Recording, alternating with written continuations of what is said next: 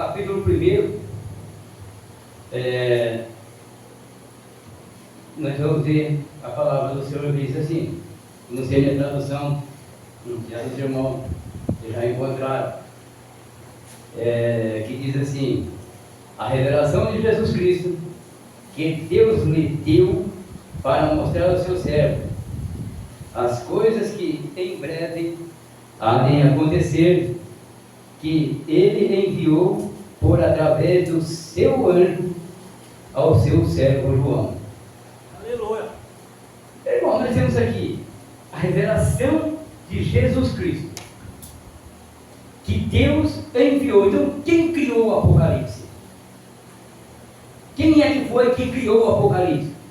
Apocalipse no grego significado revelação, o pastor disse ontem, livro da revelação, a palavra da revelação, que é escrito no grego. Revelação para o quê? O tempo dos fins. E que anjo é esse?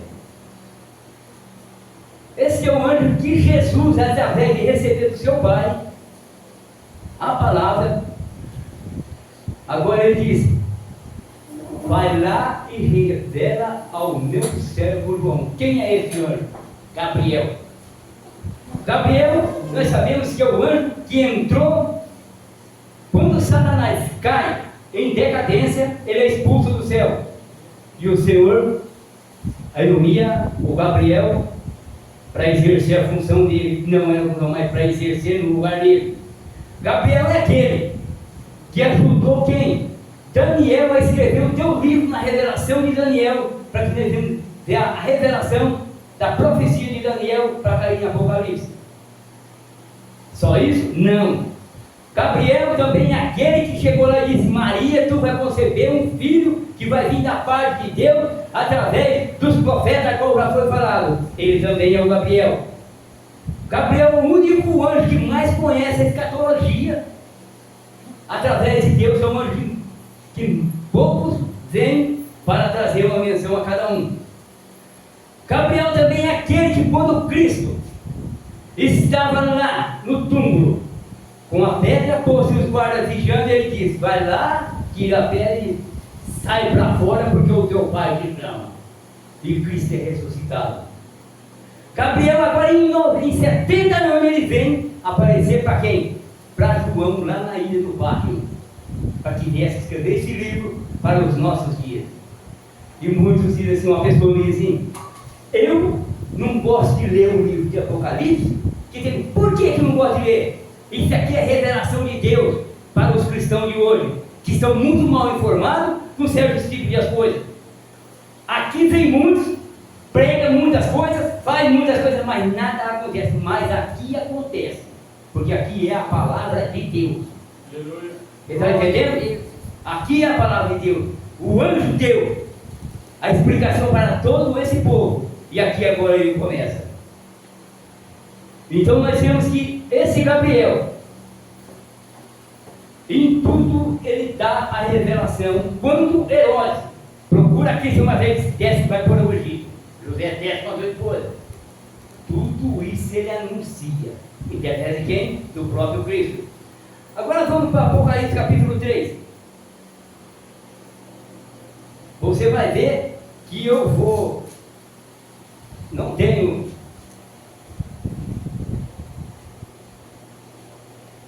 aqui agora, quantas igrejas tem no Apocalipse? Que foi escrevido quantas cartas no Apocalipse? Certo? Tem 8? De jeito nenhum. Aqui agora nós vemos que quando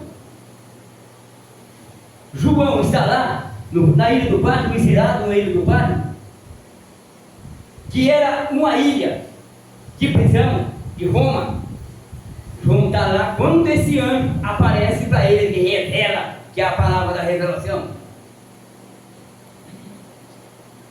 Essas cartas escritas às 7 igrejas de Apocalipse, nós vemos que a revelação da igreja, ao testemunho de quem? Do anjo que deu através do Senhor Jesus. A igreja de Éfeso foi a primeira igreja fundada pelo Senhor Jesus. Vou ver se eu conto meio rápido isso aqui.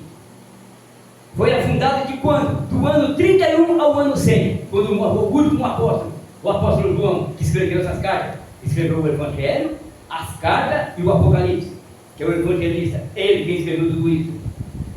E nós temos que do ano 100, que começa com a igreja de Esmirna, ao ano 313, agora aqui a igreja começa a ter uma ajuda de um homem que se chamava Constantino, uma ajuda falsa.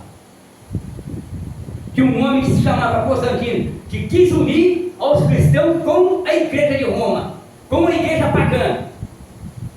E aqui nós temos que ele afirma, ele escreve um tratado, lá no ano de 313, então na igreja de São Adivino, na igreja de Itália, para unir os cristãos. Então os cristãos tiveram uma fase que Constantino pôs um decreto, que aí agora a igreja vem a ser uma preferida na época, sem saber o pior que ia acontecer pela frente. Irmão, se nós pararmos para o fio, que é um Apocalipse, que é um livro da revelação, que é muito pouco pregado em cima desse público, que quase poucos os pastores têm coragem de aplicar, os cristãos de hoje em dia mudaria o teu tipo de ser crente para servir melhor o Senhor Jesus. Os crentes que não têm coragem para nada, enquanto nesse tempo a igreja era perseguida, ela era massacrada, ela era caluniada. E quando ele chega na época de Esmirna, ele escreve isso em 313, que vai até quando? Ao 538.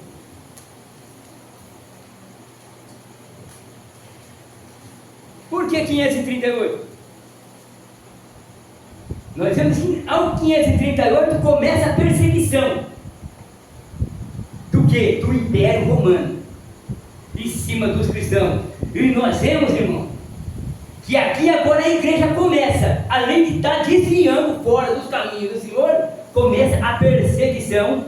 Quando a última tribo bárbara foi expulsa de lá, aí começa a perseguição em cima dos valdenses. Se nós vemos naquela época, que era do inverno, as mulheres morriam pelas montanhas, correndo de quem? Desse povo que andava perseguindo a igreja. E hoje os crentes têm tudo, e uma preguiça desgraçada de vir para a igreja, que não tem coragem, uma falta de vergonha para os cristãos de hoje em dia.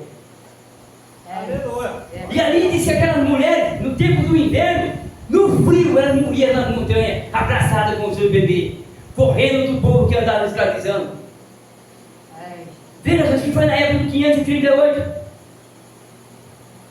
E nós vemos, irmão, que na igreja de Tiatira de 538, que começa o quê? Em 1517, quando Martinho Lutero, um homem monge da Alemanha, ele escreve 95 teses e leva no portão do quê? De Roma, e começa a desmascarar o papado, a Roma, que era dois impérios, Roma papal e Roma imperial. E ali o que acontece? O que acontece é que a Europa em peso foi a favor de Martinho Lutero. E ali o cara que quando ele leva essas teses para que venha desmascarar Roma, ele começou a querer ser perseguido. Eu esqueci o nome do meu tempo, mas ele é um outro detalhe. Não deu tempo de eu colocar aqui. Ele falou: pega Martinho Lutero e sequestra ele para que eu não saiba aonde ele está. Cataram Martinho Lutero, levaram fora. O rapaz lá não conhecia, não sabia. Ali ele começou a traduzir a Bíblia em alemão. Começou a trazer as teses. E foi aonde o quê? Que de 1517 foi até 1798. Quando o quê? Napoleão Bonaparte. Esse Napoleão Bonaparte prendeu quem? O Papa Pio VI. Ele prende o Papa Pio VI no dia 15 de fevereiro de 1798. Só que esse Papa, ele teve preso lá em Valência, na França, e morre no dia 29 de agosto de 1799, um ano depois. A igreja precisa aprender o que é uma profecia bíblica, o que é um evangelho de Cristo. As igrejas hoje só sabem que Deus vai dar. Eu vou te falar uma coisa, aqui eu estou cansado de ver, o Senhor é o meu pastor e nada me faltará, ou de nada tenho falta. Você já parou para pensar o que vem ser isso? O Senhor é o meu pastor, nada me faltará e de nada eu tenho falta. E agora que a doença vem, não está lá nesse versículo? Eu não tenho falta, então da doença também não pode faltar. Por que eu tenho que correr? Os crentes têm que correr. Tem crente que tem medo da morte, sabendo que se ele morrer, Cristo vai levar para um lugar que um dia vem arrebatar. Aí então a doença é por mim, porque ora nada, ataca a doença para ele vir para a igreja. Você vai lá, ele vai sarar, ele não vai vir. Mas nós vamos chegar em outra coisa. Irmão, agora aqui, de 1799, o que acontece? A profecia chega ao 1844. Aqui já está a sexta igreja, que não vai dar tempo de explicar tudo isso, estou falando por cima. Para chegar em qual igreja? Laodiceia. E começa o quê? No ano de 1844. Aí ela vai cumprir o quê? Que eu não vou entrar em detalhe. Daniel, capítulo 8, versículo 14, você vai ler ali, que era o que? A purificação do tempo das 2300 tardes. Cristo introduz no santuário celestial. E ali o que começa agora? Julgamento pré-advento.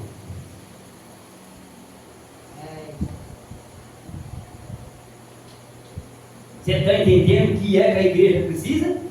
Julgamento pré-advento. Cristo está julgando essa igreja. Você sabe o que significa lá o Odisseia?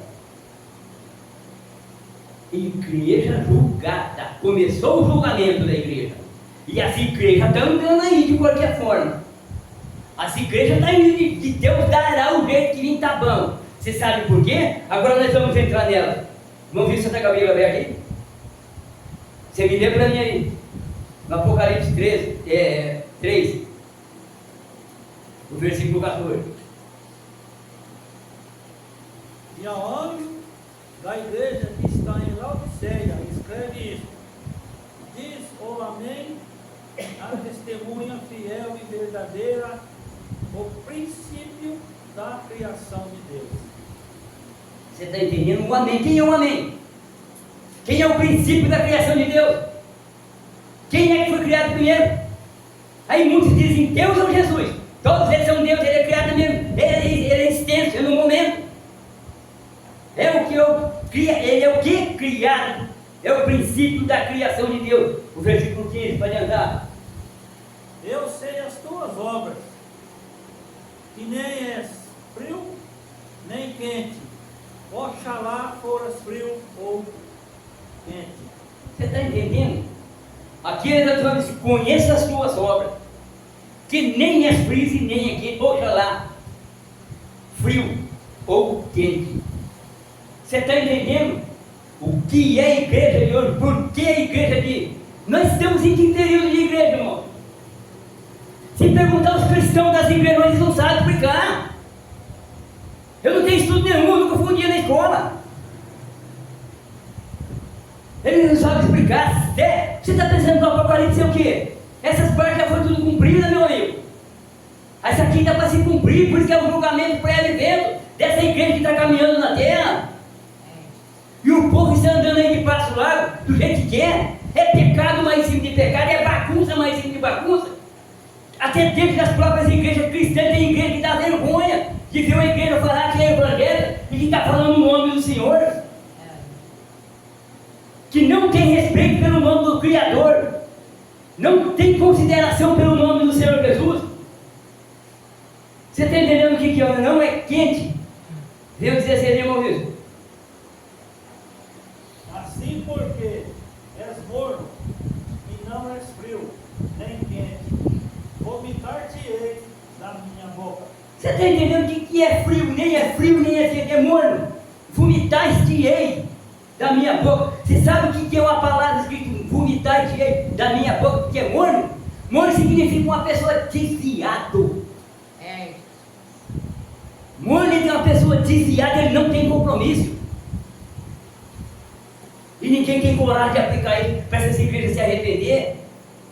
Só vem aqui e fala porque eu vou ganhar um carro, o fulano ganhou lá. Que importa? Jesus foi o dono do ouro e da prata. Jesus, quando morreu, até a sepultura que ele foi sepultado, nem dele era de um homem que se chamava José de Arimateia. E agora os cristãos estão loucos correndo. Vai ver o outro versículo 17. Você vai ver o que é a igreja. Como dizes, rico sou, e estou enriquecido, e de nada tenho falta, e não sabes que és um desgraçado, e miserável, e pobre, e cego, e nu. Você viu o que Jesus falou aqui para essa igreja? Isso aqui está falando para aquela igreja, essa igreja significa hoje. Ele disse assim: portanto disse, rico sou, estou enriquecido, e de nada tenho falta, e não sabe que é um coitado, de tradução desgraçado, um coitado miserável, pobre, cego e nu. Eu não vou entrar no detalhe do nu aqui, dentro da história bíblica, livro bíblico que vai trazer essa palavra. Eu não vou entrar sobre esse assunto, mas diz uma coisa, que o nu, você pode dizer que lá no jardim do Éden, Adão estava vendo com Deus, na imagem de Deus, andando como Deus, só que no dia que eles caem na decadência, eles se vê que eles estavam nu. Nu significa símbolo de serpente. Aqui ele está comparando a igreja como uma serpente. É que nós não temos estudo próprio para isso, que a igreja não é ensinada para isso. Se falar isso, a igreja ignora, porque não lê, não estuda. Aqui é símbolo de serpente. Ele está comparando a igreja nu como o diabo, que aqui eles não são crentes, eles estão mentindo, fingindo. Você sabe por quê? Enriquecido estou, nada eu tenho falta. Olha para os nossos dias de hoje. Os cristãos só sabem vir aqui pedir quando ele está no apuro.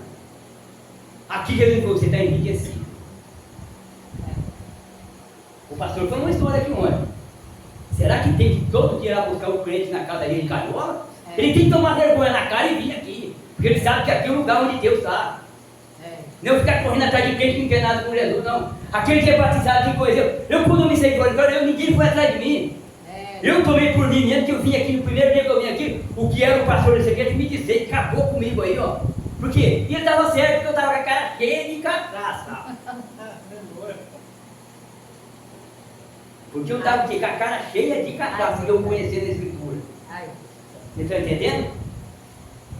Então ele acabou comigo. Agora me fala uma coisa, irmão. Outra coisa, que eu estou cansado de viver nessa igreja. Irmão, nós temos que amar e perdoar. Eu tenho que perguntar assim, irmão. Eu amo o irmão Wilson. O irmão ajudou demais. Aos demais, irmão. Então eu tenho que pedir perdão à igreja, porque eu não vou conseguir, não sei o quê. A que tipo de amor eu vou ter que trazer para essa igreja? Você está entendendo? Enquanto aqui a Bíblia diz que se essa pessoa que está aqui, ele não tem amor por ele, como que eu vou ter que ter amor por uma praga dela, que não quer nada com nada?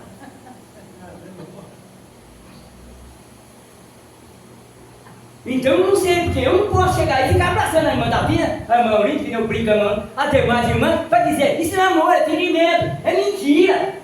Eu tenho que amar falando a palavra, que aqui é pecado, o que é pecado e o que vai acontecer. Eu estou amando a igreja, sai fora da anarquia. Deus amado. Até quando nós vamos ter que ficar nisso? Porque o irmão, isso, né? Ele vai sair, que saia, a igreja, Jesus traz outro lugar, não sei quando. Não é que estou tocando ninguém da igreja, não, é quem não tem compromisso com a palavra. É quem não tem compromisso com Deus. Aquele diz: enriquecido estou, de nada tenho falta. Se ele está enriquecido, eu não preciso de Jesus, porque ele não vem. Então aqui Jesus está falando: tu não sabes que és um miserável, tu é um desgraçado, você é nu. Olha que palavra mais doída quando Jesus mandou que escrevesse essa carta para essa igreja, que essa igreja está vivendo nos nossos dias hoje. Os crentes não mudou nada. Que está no mesmo patamar de lá a Odisseia. Culpa de quem? Dos grandes ministros que estão aqui em cima que não aplicam. A igreja está corrompida, se não endireitar essa igreja vai ficar para trás. Você está entendendo? As igrejas de hoje estão corrompidas, só na mentira. E a verdade pula. Quem o irmão Otávio falou, quem é a verdade? A verdade é Cristo. Como que eu posso provar essa verdade? A verdade é Ele, não tem outro. E quantas as pessoas estão negando esse nome e só trazendo balela para dentro da igreja, deixando a palavra de lado. Tu és Henrique, esse miserável e nu, cego. Só que ele aconselha o que, irmão Deus? Vem para mim. 18. Aconselho-te que de mim compres ouro provado no fogo, para que te enriqueça, e vestidos brancos, para que te vista, e não apareça a vergonha da tua nudez, e que unjas os teus olhos com colírio para que vejas. Você está entendendo? Usa o teu olho com colírio para que veja. Você sabe por quê? Porque essa igreja aqui, lá na época, ela era uma fabricante de colírio, para que ninguém sabe. A teologia mostra que ela era uma fabricante, de coisa. Põe colírio nos seus olhos, para você enxergar onde você está e o que você está fazendo. Eu aconselho que de mim compre ouro polido no fogo. Está escrito mais ou menos assim. Por que esse ouro polido no fogo? Será que é o ouro ali que nós fazemos aliança? Conversa nenhuma. O ouro polido no fogo quer dizer a sinceridade que você tem que estar com Deus. Aí você vai ser comprado o ouro polido no fogo, porque você está com os homens do fogo, e Deus é fogo, consumidor. Ele mata a carne, ele queima, ele lança no inferno. Então aqui é o ouro, esse é o ouro. E que o quê? Que vista suas vestes brancas, que seja vestido o quê? De vestes brancas. E quem é que está vestido de veste branca? Nós temos que ser revestido de veste branca porque o homem ou a mulher que é revestido de veste branca, ele é lavado e remido pelo sangue de Jesus, apesar de nós sermos miseráveis, desgraçados, pecadores.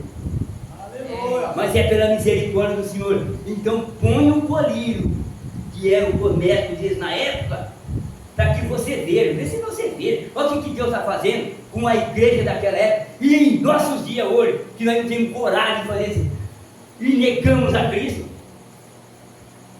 Esse era o colírio.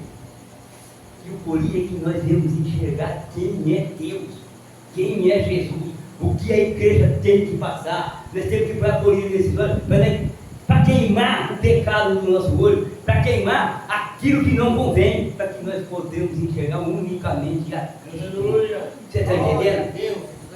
Porque ele falou o quê? Eu repreendo e castigo todo quantos amo. Se pois zeloso e arrependa-te. Essas igrejas de hoje precisam arrepender. As igrejas estão vivendo do jeito que quer. Olha a igreja de Laodiceia. Cada igreja dessa teve um período, e período das piores consequências. Em nossos dias hoje, nós temos tudo para servir a Deus e andamos mentindo, porque nós somos mentirosos. Nós não vemos para a igreja, mas eu não vi que eu estava muito com uma dor de cabeça. Ah, que eu fosse um Deus ia ter dor de cabeça, ia cair até o cabelo. Para largar de mentir. O dia que eu não vi, eu falo, eu não vi porque não deu. No sábado passado eu vi e não vi. Por quê? Eu fui para Catanduva, eu fui, me chamaram para ir dirigir o carro para eles, porque estavam bêbados, porque sabia que veio, mas não sabia que era por isso. Lá que me falaram. Eu cheguei aqui já era 10 horas da noite, eu vou falar que eu não deu para mim vir, eu não vim por causa disso. Eu tenho que testificar que eu não vim. Agora dá com mentira e conversa piada. Isso está registrado nesse livro aqui, ó. Nós temos que, quando o Senhor, no Apocalipse 10, ele pôs um pé na praia e o outro na terra. Para quê? E com o livro do quê? Na mão. Que livro é esse? O livrinho de Daniel, da qual o quê? Que vai abrir, que há os nomes escritos no livro da vida. E todas as coisas vai estar escrito ali naquele livro. E hoje nós temos que tomar cuidado. Mas não, cadê? A pessoa só vai vir para a igreja. estava falando com o outro, teve uma pessoa, não vou dizer quem, que era uma igreja que eu já congreguei, ficou a vida inteira, tempo, e não foi. Quando ele caiu na cadeira de roda, que quebrou a espinha, aí todo dia ele estava de cadeira de roda lá na igreja, pedindo para que Deus curasse ele. Ele é bom que não cura mesmo, fica aí até morrer, senão você vai sair da igreja. É verdade. Ai, meu pai. É esse tipo de gente não pode orar não, você não sabe se é Deus que está no problema. Jesus amado. Aí chega um aqui, irmão, está doente. Eu estou doente, olha para mim, irmão, olha para mim que eu estou com uma doença danada. Você tem que saber orar para os outros. Eu quando eu estava no culto presbitério, eu falava, você tem que aprender a orar para os outros. Por quê? Se é Deus que está lá, você fica, sai. Se é Ele, vai sair como? Vai ser o quê, seu idiota? Quem está aqui sou eu, você que tem que sair. Então, nós temos que saber orar para as pessoas quando está doente. Senhor, segundo a tua vontade, aqui está o teu filho, o Senhor sabe o que ele precisa, a doença que ele tem, se é do Senhor, curar o Senhor cura, se não é, seja feita a tua vontade. É, Jesus. Aí fica teimando a vida inteira. Deus amado, meu Deus. Veja bem, então as pessoas só vão vir na igreja na última hora. É. E muitos vão se dar mal. É graças a Deus. E aqui, dentro dessa igreja, se depender dessa igreja ir para o inferno, é por culpa de quem quer ir para o inferno. Eu creio, dos pastores que estão aqui em cima, até os menores membros que estão aqui embaixo, pregam a verdade nesse lugar. E por isso nós não vamos ter medo. Seja lá quem for, pode ter pastor, maior presidente, quem for aqui. Nessa forma eu vou continuar falando. É. Que Deus que abençoe os irmãos, eu agradeço a oportunidade em nome do Senhor.